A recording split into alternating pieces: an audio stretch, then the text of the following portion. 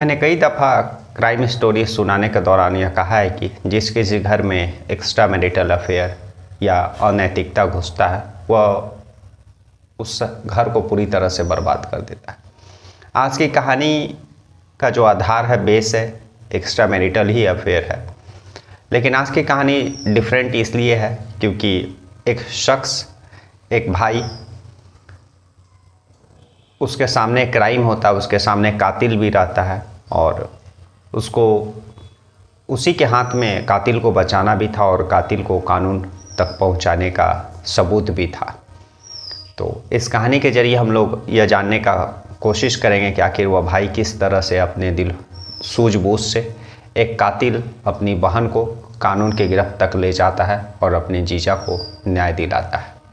नमस्कार, मैं हरेंद्र और आज की कहानी जो है कर्नाटक में एक उडुपी जिला लगता है। उसी उडुपी जिला में एक करकला के अजेकर स्थित एक घर रहता है और उसी घर में बालकृष्ण गोस्वामी एक शख्स रहते हैं जिनका एक अपना बिजनेस रहता है, होटल का। सब चीज़ ठीक चल रहा था। लगभग 17 साल पहले प्रतिमा नाम की एक लड़की से उसी कर्नाटक में उनका शादी होता है और किसी चीज़ का कोई दिक्कत नहीं। 17 साल बीत गए थे लेकिन कहीं से भी कभी पति पत्नी के बीच में किसी तरह का कोई दरार या फिर लड़ाई झगड़ा, कोई बड़ा ऐसा कोई चीज़ कभी हुआ नहीं था। पैसे की कोई कमी नहीं थी, होटल का बिजनेस था। 2 बच्चे हुए, दोनों अपने अपने जीवन में आगे की ओर बढ़ रहे थे और तभी बच्चे बड़े हो जाते हैं और वे लोग भी अपना पढ़ाई करने के लिए बाहर निकल जाते हैं, दूसरे राज्य चल जाते हैं और प्रतिमा जो है वह अकेले घर में रहती है। तभी जो है बालकृष्ण गोस्वामी रहते हैं और वह प्रतिमा को जो है ब्यूटीशियन का जो है पार्लर खोलने के का आइडिया देते हैं और उसके बाद जो है उसके लिए वह पैसा भी देते हैं और उसके बाद फिर पार्लर खोलने के बाद जो है प्रतिमा उस ब्यूटीशियन के लाइन में आगे बढ़ने लगती है और सब चीज़ ठीक चल रहा था। तभी 2024 का अगस्त का महीना आ जाता है और अचानक जो है बालकृष्ण गोस्वामी थे, उनका तबीयत ख़राब होने लगता है और तबीयत ख़राब होने के बाद जो है उल्टी, बुखार और इस तरह की जो है कमज़ोरी की शिकायतें उनको शुरुआत में आने लगी। लोग जो है, घर के लोग जो है नज़दीकी डॉक्टर को दिखाते हैं, तबीयत ठीक होता फिर ख़राब होता। और एक बात और थी, जो बालकृष्ण गोस्वामी के का जो साला थे संदीप, वह संदीप से बहुत प्यार किया करते थे। आस पड़ोस के लोग भी जो है जीजा और साले का इस तरह का जो रिलेशन था, जो गोस्वामी अपने साले संदीप को और संदीप जो अपना जीजा बालकृष्ण गोस्वामी को इतना प्यार करते थे, इतना वे लोग एक दूसरे का जो है ख्याल रखते थे कि इस तरह का रिलेशन का, इस तरह का जोड़ी का जो है आस पड़ोस के लोग भी मिसाल देते थे कि इस तरह का साले और जीजा का जोड़ी बहुत कम देखने मिलता है। दोनों एक दूसरों का ख्याल रखने के साथ काफ़ी समय बिताया करते थे और कभी कभी जब बालकृष्ण गोस्वामी और उनकी जो पत्नी प्रतिमा के साथ जो कभी लड़ाई झगड़ा अगर उन लोगों में अनबन होती थी तो भाई संदीप ही बीच में आकर के अपनी बहन को समझाता था और उन लोगों का रिलेशन को जो है ठीक करता था और इस तरह से मिला जुला के सब चीज़ ठीक चल रहा था और सभी लोग जानते थे कि बालकृष्ण गोस्वामी का जो है साला संदीप है और दोनों में जो है एक बाप बेटे या भाई का से भी बढ़कर इन दोनों में प्यार है। लेकिन 2024 का जब अगस्त का महीना आता है तो संदीप भी अपने जीजा को लेकर के काफ़ी दुखी हो जाता है क्योंकि वह भी देखता है कि उनके जीजा का जो है तबीयत ख़राब हो रहा है। उसके बाद जो है नज़दीकी डॉक्टर को दिखाने के बाद भी जो तबीयत ठीक होता फिर ख़राब होता, तो वे लोग जो है अपने जो रिलेशन के लोग रहते हैं उनकी सलाह पर वे लोग उसको लेकर के, बालकृष्ण गोस्वामी को लेकर के और उनकी पत्नी जो है कर्नाटक के बाहर जो है आंध्र प्रदेश और बाकी जो है बेंगलुरु, ये सब जगह दिखाते हैं। लगभग 9-10 हॉस्पिटल में दिखाने के बाद जो है किसी तरह से उनका जो है तबीयत ठीक हुआ और ठीक होने के बाद जो है कुछ दिन पहले ही अक्टूबर में उनको हॉस्पिटल से रिलीज़ कर दिया गया। रिलीज़ होने के बाद जब वे अपने घर आए, उस उडुपी ज़िला में जो उनका घर था, उस ज़िले में जब घर आए तो रिलेशन में सभी लोगों को पता चला क्योंकि 2 महीने से वे कर्नाटक और हैदराबाद और बेंगलुरु के अलग अलग 9-10 हॉस्पिटलों का चक्कर लगा करके ठीक होकर के आए थे। तो सभी लोग उस दिन जो है उनके घर पहुंचते हैं और घर पहुंचने के बाद जो है सभी वे लोग उनसे मिलते हैं और एक छोटा सा जो घर में खाना पीना भी नाश्ता वहीं पर होता है। और मिलते जुलते और नाश्ता करते जो रिश्तेदार लोग थे, संदीप भी वहीं पर था। लगभग 10-11 बज जाता है। अब सारे लोग जो है अपने अपने घर निकलना चाह रहे थे, सारे लोग अपने घर निकलते हैं, लेकिन संदीप जो है अपने जीजा को छोड़ करके जाना नहीं चाहता था, क्योंकि 2 महीने के बाद उसके जीजा ठीक होकर के आए थे। लगभग पूरी तरह से तो ठीक नहीं थे, लेकिन लगभग ठीक हो चुके थे। डॉक्टरों ने उनको जो है ठीक करके ठीक होने पर ही रिलीज़ किया था। वह रात भर अपने जीजा के पास ही रुकने का निर्णय लेता है, लेकिन उसकी जो बहन प्रतिमा रहती है वो अपने भाई को मना करती है। वो कहती है कि नहीं, सब चीज़ ठीक है, अब वे नॉर्मल हो गए, अब तुम अपने घर जाओ। बहन के काफ़ी जोड़ करने के बाद जो है संदीप वहाँ से अपनी बहन के घर से निकल जाता है। और तभी सभी लोग, पूरा इलाका जब गहरी नींद में सो रहा था, लगभग रात के 1-1:30 बज रहे थे, तभी एक शख्स जो है उस बालकृष्ण गोस्वामी के घर में दबे पांव घुसता है और जा कर के घर में कहीं छुप जाता है। और बालकृष्ण गोस्वामी की जो पत्नी प्रतिमा रहती है वह दाएं बाएं घर में देखती है, उसके बाद फिर बाहर निकलती है, आस पड़ोस के लोग के घरों की तरफ देखती है और यह निश्चित करना चाहती है कि जो शख्स उसके घर में दाखिल हुआ किसी ने कुछ देखा तो नहीं। और जब वह कंफर्म हो जाती है कि सारे लोग सो गए हैं, पूरा इलाका सो रहा है, तब वो अपने घर के अंदर प्रवेश करती है, दरवाज़ा अंदर से लगाती है और फिर उस अनजान शख्स को अपने पति के रूम में, बेडरूम में लेकर के जाती है। और जब वह शख्स उसके पति बालकृष्ण गोस्वामी के पास पहुंचता है तो पास में रखे दूसरे तकिए से उसके पति का नाक पर रख देता है और उसके बाद फिर जो उसको जोर से दबाने लगता है। जब बालकृष्ण गोस्वामी छटपटाने लगते हैं और वह जोर लगाते हैं किसी तरह से उसे छुटकारा दिलाने के लिए, तभी जो उनकी पत्नी प्रतिमा रहती है वह अपने पति बालकृष्ण गोस्वामी के छाती पर बैठ जाती है और फिर दोनों हाथ दबाती है। अब जो है बालकृष्ण गोस्वामी का बचना मुश्किल था, ऊपर से उनके नाक के ऊपर वह अनजान शख्स उस तकियों को जोर से दबाए हुए। कुछ मिनट के बाद जो है बालकृष्ण गोस्वामी जो है शांत हो जाते हैं। छटपटाना जो उनके शरीर में हलचल था वह पूरी तरह से शांत हो जाता है। यह गवाही दे रहा था कि बालकृष्ण गोस्वामी का जो है मर्डर हो चुका है। उसके बाद जो वह अनजान शख्स उस घर से चुपचाप निकलता है, जो कि उस घर से 500 मीटर की दूरी पर अपना बाइक खड़ा किया था, और बाइक स्टार्ट करता और फिर वहाँ से निकल जाता है। तभी लगभग रात के 1-2 बजे यह सारा वारदात हुआ था। सुबह होता है, प्रतिमा जो है अपने पति के रूम में जाती है, बालकृष्ण गोस्वामी के पास, देखती है कि उसके शरीर में कोई एक्टिविटी नहीं होता है। वह उसको जगाने की कोशिश करती है और जब उसको कुछ अनहोनी का डाउट होता है तो वह हैरान परेशान हो जाती है। वह अपने इन लॉज को यानी बालकृष्ण गोस्वामी के माता पिता को फ़ोन करती है। वह सारी बात बताती है कि उनके शरीर में कोई हलचल नहीं हो रहा है। मैं सुबह उठी और जगाने गई उनके रूम में तो उनके शरीर में कोई भी एक्टिविटी नहीं होता है। यह सारा जब जानकारी वह इन लॉज को देती है तो वे लोग भी हैरान और परेशान कि अभी तो 1-2 दिन पहले ही वह ठीक होकर के अपने घर आए, आखिर फिर अचानक क्या ऐसा हो गया। वह फिर अपने भाई संदीप को फ़ोन करती है।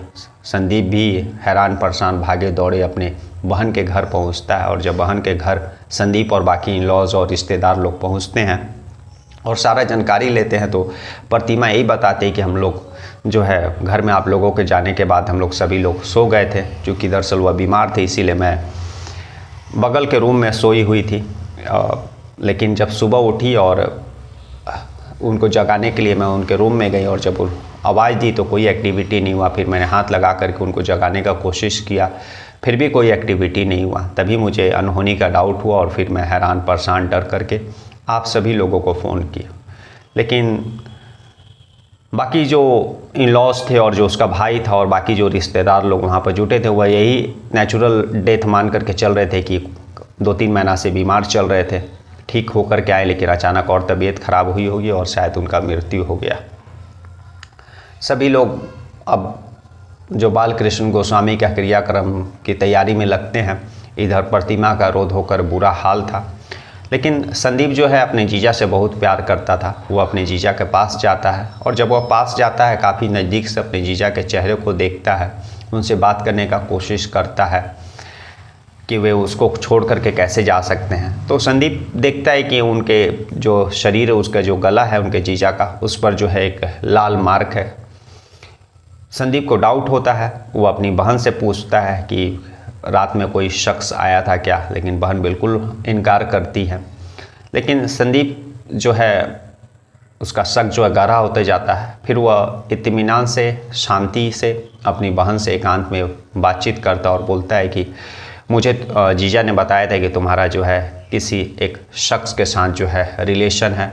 उसने मुझे जीजा ने काफ़ी पहले हमें बताया था, लेकिन वह ये भी बताए थे कि जो है उसने तुम्हें भी इसके बारे में कहा है, और जब उन्होंने तुमको कहा तो तुमने कहा था ठीक है मैं उस शख्स से नहीं मिलूंगी। तो कहीं वह शख्स जिसका नाम जो दिलीप हेगड़े था वह तो नहीं आया था, उसी ने तो जीजा का मेरा कत्ल नहीं किया। बहन लगातार इनकार करते रही।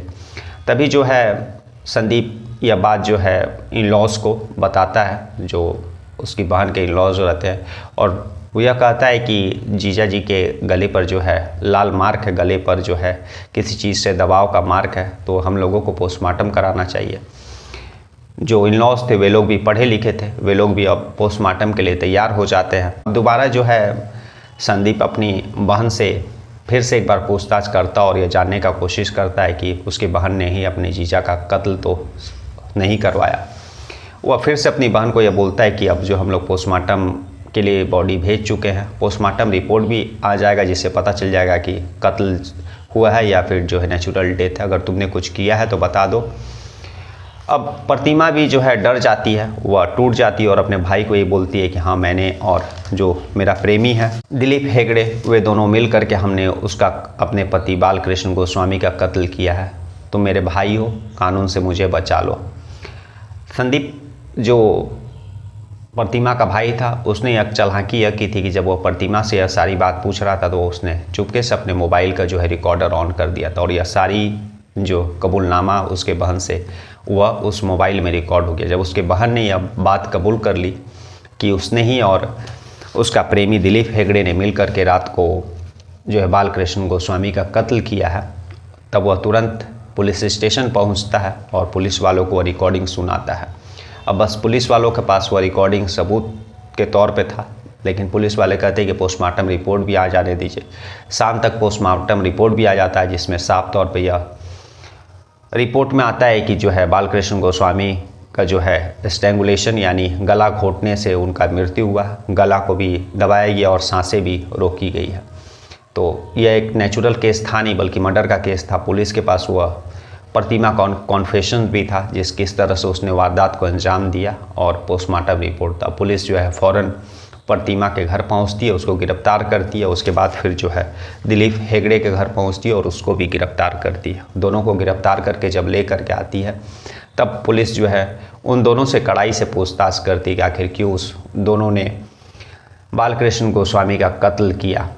तब प्रतिमा यह बताती है कि दरअसल यह कहानी जो है 2020 से शुरू होती है। 2020 में जब कोरोना हुआ था तब दिलीप हेगड़े जो था वह मुंबई से अपने गांव उडुपी आ गया था, और उडुपी आने के बाद वह जो है सोशल मीडिया पर काफ़ी एक्टिव था। इंस्टाग्राम पर बहुत सारे अच्छे अच्छे वीडियो डाला करता था, और उसी इंस्टाग्राम पर वीडियो डालने से उस वीडियो से इम्प्रेस होकर जो है प्रतिमा उससे इम्प्रेस हो गई थी, उसको चाहने लगी थी, और फिर धीरे धीरे उसको मैसेज करने लगी, और मैसेज के थ्रू इन लोगों ने फिर मुलाकात किया और फिर दोनों में प्यार हो गया। दिलीप हेगड़े और प्रतिमा एक दूसरे को प्यार करने लगे, दोनों एक दूसरे से शादी करना चाहते थे।